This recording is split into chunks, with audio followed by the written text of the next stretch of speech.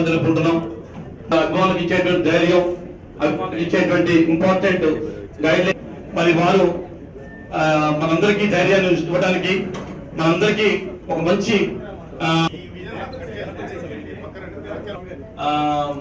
Even police departments మఫ్టీలో కూడా రావచ్చు. ఎవరన్నా మఫ్టీలో ఉన్న డిపార్ట్మెంట్ ఉందండి, ప్లీజ్ కూర్చోండి, నా పక్కన కూర్చోండి. నా తప్పలేదు ఉన్నారు, ఎవరు ఉన్నారు? ఉన్నారండి. రండి సార్, ప్లీజ్.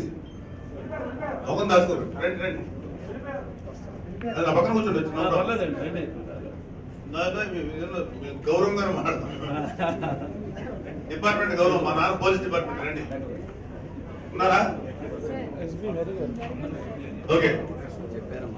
నాగవన్నయ్య గారు ఇక్కడికి ఇచ్చేసినటువంటి అభిమానులు కార్యకర్త ఉద్దేశం మాట్లాడతారు. బాబు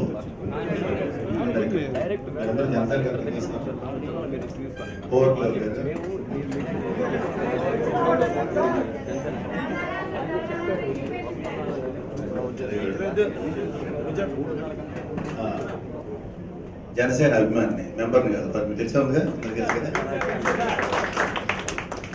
తమ్ముడికి ఈ నెపోటిజం అంటే బంధు ప్రీతి అది రానివ్వకూడదని చెప్పి నేను మిత్రులు అనుకునే దూరం అయిపోయాం పార్టీకి. దూరం అంటే పార్టీకి దూరం, కళ్యాణ్ బాబు దూరం కాదు, అలాగే మీకు దూరం కాదు. నాకు ఒక బలమైనది ఏంటంటే మా అన్నయ్యని మా తమ్ముడిని ప్రేమించేవాడిని, నాకు అలవాటు. అలాగే జనసేన అభిమానించే వాళ్ళంటే నాకు అభిమానం, జనసేన అంటే అభిమానం ఉంది, జనసేన అభిమానించే వాళ్ళంటే ఇంకా అభిమానం. సో మొన్న జరిగిన గుంటూరు ఇన్సిడెంట్ గురించి చెప్పాలంటే నేను యాక్చువల్గా వచ్చేవాడిని, ఆ రోజే వచ్చేవాడిని. అంటే సరే కరోనా అరెస్ట్ చేశారు, చంద్రశేఖర్ గారు మన ఇక్కడ కంటెస్టింగ్ ఎమ్మెల్యే, ఆయన మిగతా ఫ్యాన్స్ దాదాపు ఒక 400-500 మంది, ఒక 1000 మంది దాకా వెళ్ళి అల్లరి చేశారు, బాగా గట్టిగా బయట చేశారు. సో వదిలేశారు. తర్వాత ఆ రోజు ధర్నా చేసినందుకు ఎవరో ఒక తెలుగుదేశం ఎమ్మెల్యే గారు రోడ్లు అడ్డం వచ్చిందా, అల్బర్ట్ అజయ్ గారు అనబడేటువంటి ఒక ఆయనకి అడ్డం వస్తే ఆయన కేసు పెట్టారు.